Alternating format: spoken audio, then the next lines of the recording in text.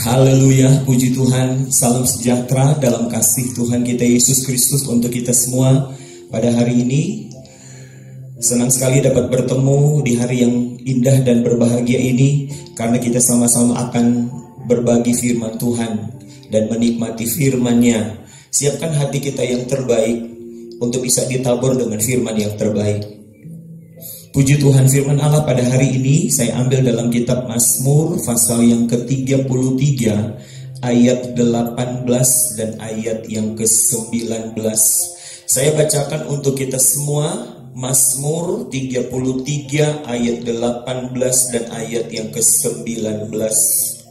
Firman Allah berkata begini: sesungguhnya mata Tuhan tertuju kepada mereka yang takut akan Dia, kepada mereka yang berharap akan kasih setia-Nya, untuk melepaskan jiwa mereka daripada maut dan memelihara hidup mereka pada masa kelaparan. Nah, puji Tuhan, ayat yang baru kita baca bersama-sama pada hari ini, sesungguhnya mata Tuhan tertuju kepada mereka yang takut akan Dia. Kita sama-sama tahu penduduk dunia kurang lebih 8 miliar. Dari 8 miliar penduduk dunia, kemudian mata Tuhan tertuju kepada seseorang. Bukankah itu satu hal yang istimewa? Bukankah hal itu satu hal yang luar biasa? Tetapi ayat ini menjelaskan pada kita, ini adalah satu hal yang benar. Ini adalah satu hal kenyataan. Mata Tuhan tertuju kepada mereka yang takut akan Dia. Atau dengan kata lain, Tuhan menaruh perhatian khusus kepada mereka yang takut akan Dia.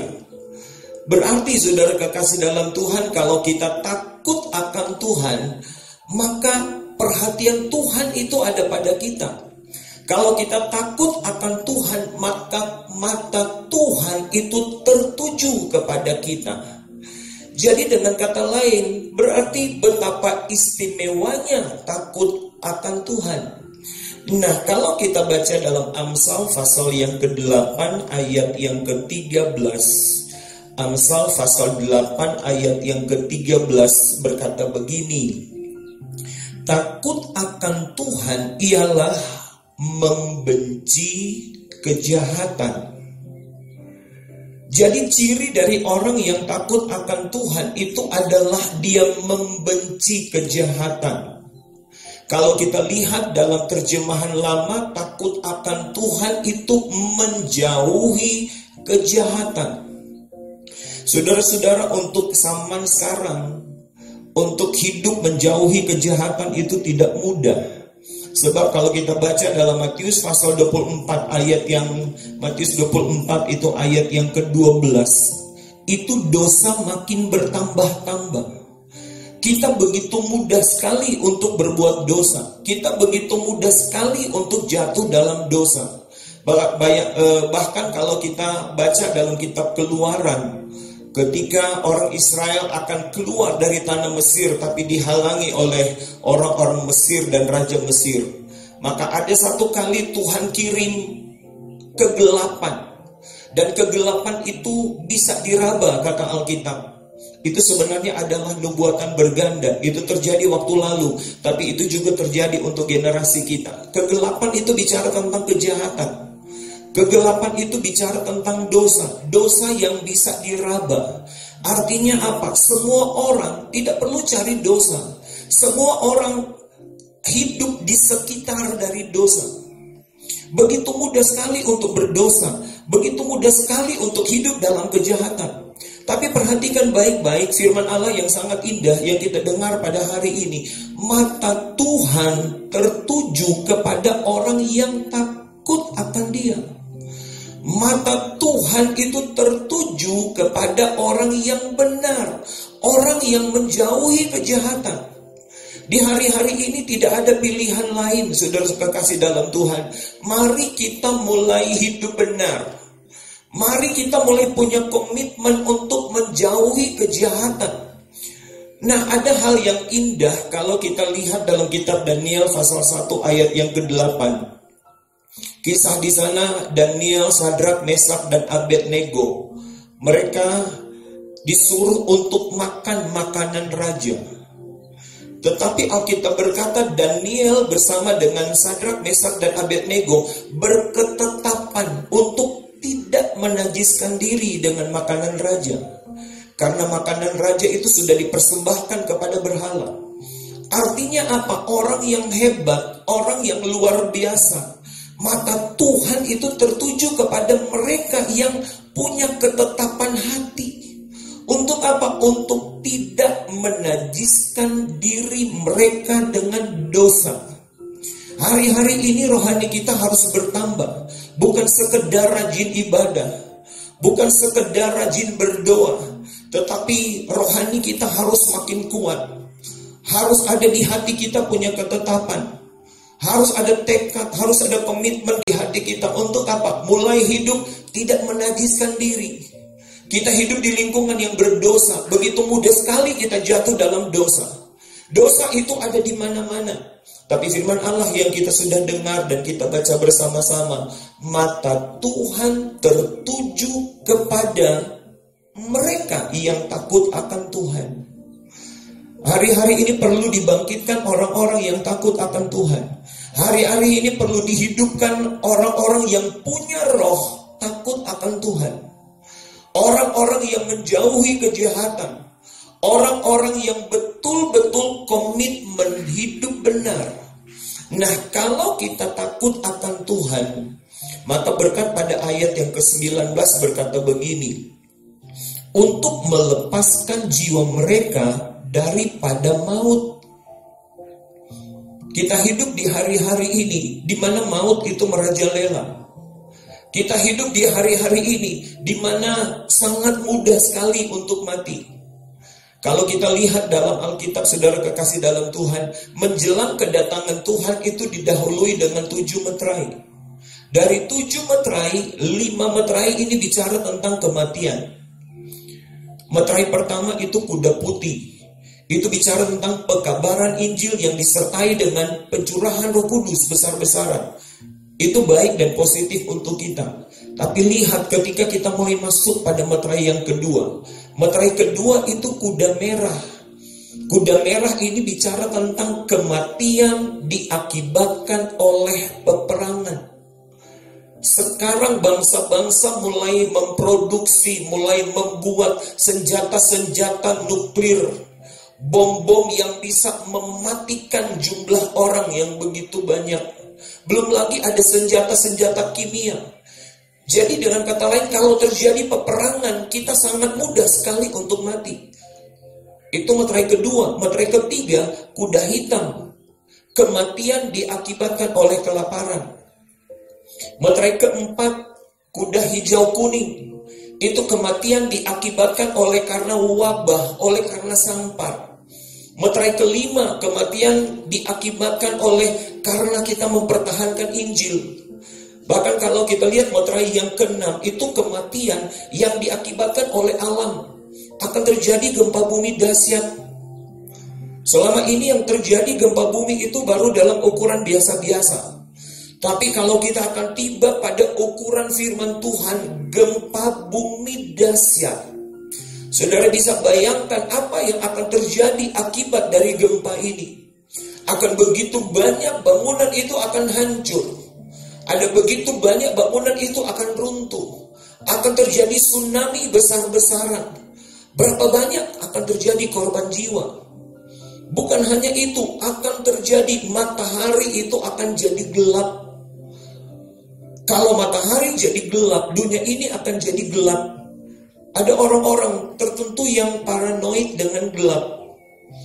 Orang-orang begitu takut dengan gelap. Dan kalau matahari tidak bersinar, ada begitu banyak orang yang akan ketakutan dan bisa mati karena kegelapan. Akibat dari matahari yang menjadi gelap, maka yang akan terjadi kedinginan di mana-mana. Dunia akan jadi dingin. Apalagi yang ada di daerah kutub itu akan beku. Dan lain-lain sebagainya. Kemudian bintang-bintang itu akan berjatuhan. Itu ada dalam Wahyu pasal 6. Kalau bintang-bintang itu berjatuhan dan dia jatuh ke bumi, kita bisa bayangkan apa yang akan terjadi. Apa akibat yang akan ditimbulkan. Akan terjadi kerusakan di mana-mana. Saudara-saudara, bahkan lebih dari itu, langit itu akan digulung seperti tikar. Pulau-pulau dan gunung-gunung akan bergeser. Ini bicara tentang kematian. Tetapi kita sudah baca ayat firman Tuhan dalam ayat pokok kita. Mata Tuhan tertuju kepada mereka yang takut akan Dia. Ayat 19, untuk melepaskan jiwa mereka daripada maut. Kita hidup di suasana yang sangat mudah dengan kematian. Sangat rentan dengan kematian. Tapi ada jaminan firman Tuhan untuk kita. Kalau kita takut akan Tuhan, kalau kita menjauhi kejahatan, kalau kita punya tekad untuk tidak menajiskan diri kita dengan dosa apapun, ada jaminan firman Tuhan. Tuhan akan lepaskan jiwa kita dari maut, dari kematian. Karena apa? Kita jadi pusat perhatian Tuhan. Mata Tuhan itu tertuju pada kita. Saudara-saudara, bagi saya kematian itu bukan masalah. Sebab kematian bagi orang benar itu hanya berpindah dari dunia ini menuju pada kerajaan yang kekal.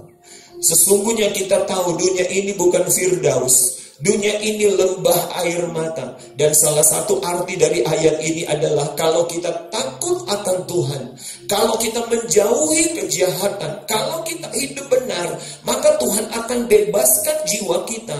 Tuhan akan lepaskan jiwa kita dari maut. Artinya maut apa? Kematian yang kedua, kematian yang kekal. Tapi Tuhan akan bebaskan kita dari kematian yang kekal, melainkan kita akan mewarisi kerajaan surga yang kekal. Itu sebabnya saudara kekasih dalam Tuhan Yesus Kristus, mari hiduplah dalam takut akan Tuhan. Sejak dari sekarang mulai latih diri kita, mulai latih hidup kita untuk selalu punya tekad, untuk hidup benar, menjauhi kejahatan. Ada waktu mungkin kita akan bertemu dengan dosa. Ada waktu mungkin kita ditawarkan oleh dosa. Tapi ingat firman Allah ini. Jadilah orang-orang yang membenci kejahatan. Ketika kejahatan itu datang, ketika ada dosa ditawarkan oleh kita, bencilah dosa itu, jauhilah dosa itu, dan taruhlah tekad di hati kita. Kita tidak akan menajiskan diri kita dengan dosa apapun. Dan kalau hidup kita takut akan Tuhan, maka lihat berkat yang pertama. Tuhan akan lepaskan jiwa kita daripada maut. Kemudian berkat yang kedua, Tuhan akan memelihara hidup kita pada masa kelaparan. Salah satu yang akan menjadi tren pada hari-hari ini adalah akan terjadi kelaparan di mana-mana. Tadi sore saya sempat nonton televisi. Ada penyampaian dari Menteri Keuangan kita. Dia sampaikan lewat layar televisi. Dia berkata, menurut prediksi IMF, Badan Keuangan, mereka memprediksi bahwa di tahun 2020 ini akan terjadi krisis ekonomi. Dan krisis ekonomi ini akan melanda seluruh dunia. Dunia akan dilanda oleh krisis ekonomi. Sebenarnya keuangan, dana-dana itu bisa dibiayai untuk pembangunan dan lain-lain. Tetapi semua keuangan sekarang terfokus untuk penanggulangan bencana virus corona. Dan itu telah melanda lebih dari 200 negara. Sampai dengan negara-negara raksasa, negara-negara besar. Ekonomi mereka goncang, saudara-saudara.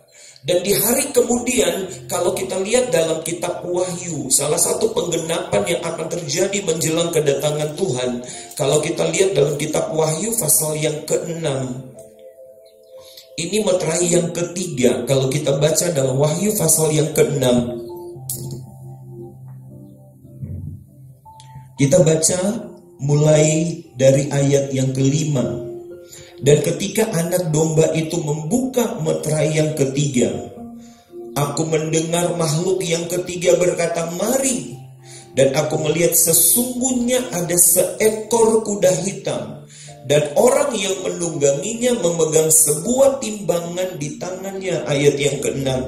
Dan aku mendengar seperti ada suara di tengah-tengah keempat makhluk itu berkata, "Secupak gandum sedinar, dan 3 cupak jelai sedinar, tetapi janganlah rusakkan minyak dan anggur itu.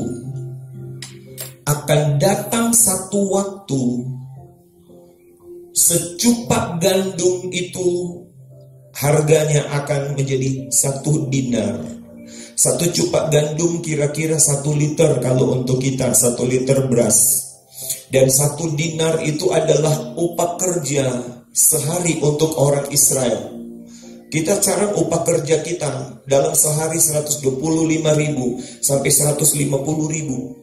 Nah, akan datang satu saat kalau firman Allah ini digenapi, dunia akan mengalami kelaparan. Segala sesuatu akan mulai ditimbang. Ini bicara tentang kesukaran.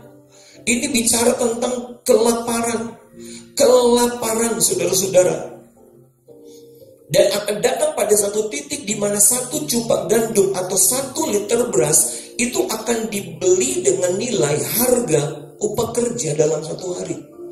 Jadi Anda bisa bayangkan 1 liter beras dan dia bisa jadi kira-kira 125.000 sampai 150.000 untuk 1 liter. Anda bisa bayangkan apa yang terjadi dengan keluarga yang dalam satu keluarga ada 5 orang dalam satu keluarga. Bagaimana dia mau makan pagi, bagaimana dia mau makan siang, bagaimana dia mau makan malam. Dunia akan mengalami krisis ekonomi. Akan terjadi kelaparan besar-besaran. Tapi ada satu janji Tuhan untuk orang yang takut akan Dia, yaitu Tuhan akan memelihara hidup mereka pada masa kelaparan. Tuhan akan tolong secara khusus bagi orang-orang yang takut akan Tuhan. Tidak ada satu orang pun yang dapat menghindar ketika ini terjadi. Dan saya melihat dari kacamata rohani, arah ke sana itu mulai terjadi. Krisis ekonomi itu mulai terjadi. Krisis ekonomi sekarang mulai melanda dunia-dunia, di seluruh dunia. Orang-orang mulai kesulitan untuk makan. Orang yang biasa kerja sekarang mulai di PHK. Ada perusahaan-perusahaan sekarang ditutup karena wabah yang sementara melanda dunia ini. Pendapatan keluarga itu mulai makin lama makin berkurang. Kita lihat arah dunia ini mulai mengarah kepada kelaparan, kesukaran ekonomi. Tapi pegang firman Tuhan, orang yang takut akan Dia, maka hidupnya akan dipelihara oleh Tuhan. Itu sebabnya bagi saya hari-hari ini tidak ada pilihan lain. Mari mulai hidup takut akan Tuhan. Mari mulai latih hidup kita untuk takut akan Tuhan. Saya percaya ketika kelaparan datang, maka mulai nyata perbedaan antara orang yang takut akan Tuhan dengan orang yang tidak takut akan Dia. Sekalipun mungkin ada jemaat yang setia, tetapi sebenarnya kerajinan datang di gereja, kerajinan beribadah, kerajinan berdoa, itu sebenarnya bukan ukuran. Tuhan yang nilai kita, apakah kita takut akan Dia atau tidak. Tuhan yang menilai kita, apakah kita hidup benar atau tidak. Jaminan firman Tuhan ini datang kepada orang-orang yang takut akan Dia. Orang yang takut akan Dia, hidupnya akan dipelihara oleh Tuhan pada masa kelaparan. Hari-hari ini kita lagi berhadapan dengan kematian. Hari-hari ini kita lagi berhadapan dengan masa-masa yang sukar. Orang-orang mulai mengalami kesukaran. Kita akan memasuki pada masa kelaparan. Tetapi saudara kekasih dalam Tuhan Yesus Kristus, ada jaminan, ada janji Tuhan yang memberikan pengharapan besar di hati kita semua. Yaitu kalau kita takut akan Tuhan, maka mata Tuhan itu akan tertuju kepada kita. Untuk apa? Untuk melepaskan jiwa kita daripada maut dan memelihara hidup kita pada masa kelaparan. Itu sebabnya latihlah hidup kita untuk hidup benar. Mulai biasakanlah hidup kita untuk berkata tidak kepada dosa. Mulai latih hidup kita untuk menjauhi kejahatan.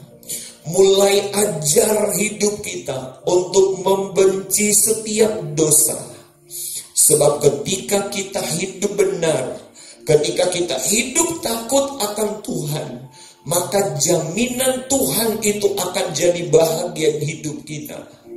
Saya merindukan sebagai hamba Tuhan, sebagai gembala, semua kita baik jemaat maupun seberapa banyak kita yang mendengar firman Allah ini, mari latih hidup kita untuk hidup benar. Mari mulai punya tekad untuk tidak menajiskan diri kita dengan dosa apapun. Mulai latih hidup kita sejak dari sekarang, supaya ketika kematian itu mulai datang di mana-mana, supaya ketika kelaparan itu mulai menjalar di mana-mana, kita akan hidup dalam pemeliharaan Tuhan secara ajaib. Karena hidup kita ada dalam pemeliharaan Tuhan yang khusus. Itu sebabnya renungan kita untuk hari ini, Tuhan tolong kita. Mari bersama-sama kita menjadi orang-orang yang takut akan Tuhan. Mari kita menjadi orang-orang yang membenci kejahatan. Mari kita menjadi orang-orang yang selalu hidup benar, punya tekad untuk tidak menajiskan diri apapun. Dan saya percaya kalau hidup kita ada pada posisi itu, maka berkat Tuhan jadi bahagian kita semua. Tuhan memberkati kita semua untuk hari yang indah ini. Saya rindu berdoa untuk kita bersama pada hari ini. Bapa yang terbaik, setelah kami dengar firman Tuhan, hamba-Mu menyampaikan firman ini dalam kesederhanaan, dalam keterbatasan. Tapi aku percaya Roh Kudus Engkau bekerja dengan tidak terbatas. Sempurnakan tiap firman yang sudah disampaikan ini. Buat semua yang dengar bisa mengerti dan memahami. Sehingga hari ini iman kami bertambah lagi. Rohani kami bertambah satu langkah maju lagi di dalam Engkau. Kami akan menjadi jemaat yang takut akan Engkau, menjauhi kejahatan, membenci dosa. Bahkan kami akan punya tekad untuk tidak akan menajiskan hidup kami dengan dosa apapun. Kami mau hidup benar, karena kami merindukan ketika masa kesukaran itu datang, kami ada dalam pemeliharaan Tuhan yang ajaib. Berkati firman ini, meteraikan firman ini di hati kami bersama, supaya setelah firman ini kami dengar, kami akan jadi orang-orang yang hidup berkenan kepadamu, dan Engkaulah yang dimuliakan.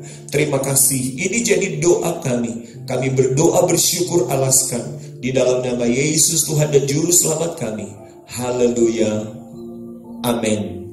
Tuhan memberkati kita semua. Tetap semangat dengan Tuhan, punya tekad untuk hidup benar. Maka percayalah, mata Tuhan tertuju kepada orang yang takut akan Dia, dan pertolongan Tuhan akan nyata dalam hidup kita. Tuhan memberkati kita semua. Puji Tuhan. Amin.